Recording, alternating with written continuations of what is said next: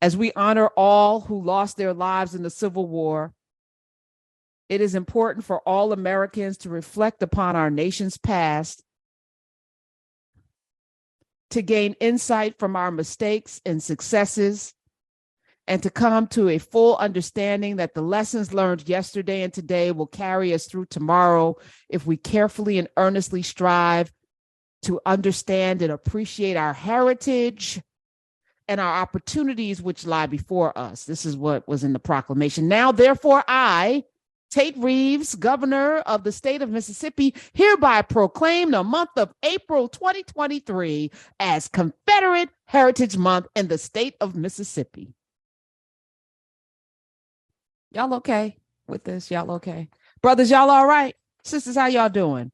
866-801-8255 is the number. I would love to hear from folk from Mississippi, folk in Mississippi. What art thou doing? What are y'all doing about this? And did you know that this was done last year and the year before and the year before? And were you okay with it then? Like, what has been happening there? What has been happening? I'm going to go to Thomas in Ohio. You're not in Mississippi, though. You're not in Mississippi. Hi, Thomas. Welcome. Hi, and good afternoon.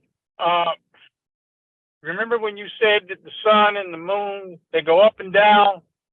Actually, the earth rotates, so nothing really is changing. The sun and the moon are still out there. You're absolutely right. Yeah. Yes, thank you for that. Yes, thank you for it. Yes, you are correct. So what are you saying? If we don't start working on the things like you were just saying and reading about, if we don't work on what we need to work on, which is basically our inability to get mad enough to get up and go and vote, as well as do other things, support other community events and projects and so forth that will allow us to embolden ourselves, do better, to fight better, and to win better, we're never going to be anywhere but where the sun and the moon already are, out there. We're just rotating around. Okay, I agree. Words, nice words. In Ohio, is there something you can do from Ohio? So there's a lot I can do from Ohio. Number one, work with the NAACP, make suggestions about some of the things that we can do to find out what we can do to enrich Mississippi and other states in the South. Also, I am a poll worker, and I'm also somebody who works in my community, talk to people about things like voting, like getting good medical health care, to do things, because if you are not physically and mentally sound, you cannot do good for yourself or others. You know, those are some of the things that I've always felt like I needed to do and get involved and then do what needs to be done. If I'm not going to do that, I need to shut up. That's how I've always looked at it. I agree. And I thank you for your call. Let's go to Atlanta. Welcoming our brother from another mother.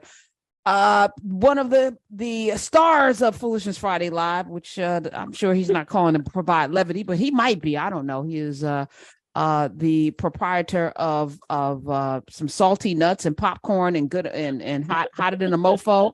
Let me welcome Mr. J. Anthony Brown. Hey, Sharon, how you doing today? I'm good, brother. Good to see you coming through. Yes, that was so much fun. That was a blast. I think that was the best one. That was. Yeah, I actually agree with you. Lots of surprises, and it was awesome. And you always better come and through. better. Yeah. I called to talk about the South. The South just figured that they never lost.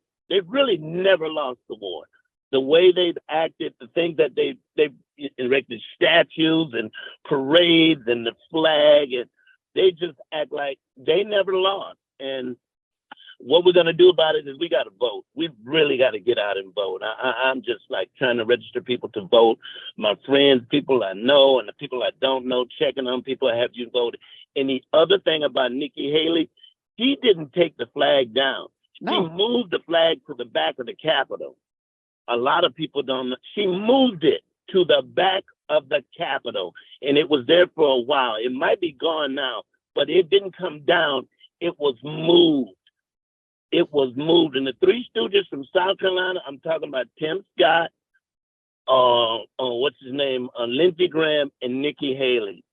He never moved that flag. It was put to the back of the Capitol. You know, we got to vote. We just got to vote. Yeah. Voting is step 9 or 8, you know, in a 10-step plan. And yes, we absolutely have to vote. And Mississippi actually has the numbers to not have a Tate Reeves as governor. They, you know, is that 38% Black people? And you got to imagine that there must be some good white people there somewhere.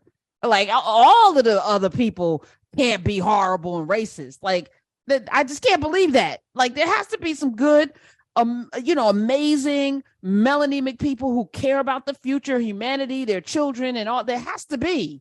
I just can't believe that. And Jay, thank you. And we need to connect off mic because I want to thank you again for the jacket, the artwork. I want to see how we can magnify the work that you're doing in other places. And assisted living, those of you who watch television, he's on that as well, star of that. I pretty much got it going on. Thank you. Yeah, yes, you Thank do. you Hilarious. J. Anthony Brown, love you. All right, we have to take a detour. Not we have to, but I'm going to do that. But before I do, let's go to Alabama, close enough to Mississippi. Nobody from Mississippi's listening right now? Or y'all embarrassed? I just need to know for real, like how it would be problematic for me. You know, it's interesting that Emmett Till you know, there's like a plaque of Emmett Till. There's plaques that get shot up in these places in Mississippi. You know what I'm saying? Medgar Evers' home, you know, people vandalize these places, right? Because they're just mad that somebody's honoring somebody that was lynched, murdered, brutalized, right? But the flag, the Confederate flag, that's just waving. And I'm not saying anybody should vandalize. I'm just conflicted. I'm confused right now. Mike in Alabama. Hello. Hi. Hi, Miss Hunter. I just wanted to give you my point of view of why that flag is still there, and we have not gotten it down yet. And it's the power. The ones who have the power, the influence of that money has kept that flag up there. The numbers are here. The numbers have been proven that they're here, but that power, our voice have to be greater than that power. Define power. Those who have that position, the companies that influence that governor, the money that. What are the companies? Around. Like, let's start putting the companies. Who are these people? Because what I also know, not only does Mississippi have the largest contingency of Black people in the entire state of our union, but Black people over-index in how we spend money, right? So we probably over-index in those same companies that you're talking about. So who really has the power? Let's start naming the companies. If it's the companies, if it's the companies that are keeping that flag up, let's say their names. Who are they? And let's now stop putting money in their pockets. Let them feel that. Let them feel it. This is what I'm saying. Like that's not a good enough excuse. The people in power. You're the people. You're the people in power.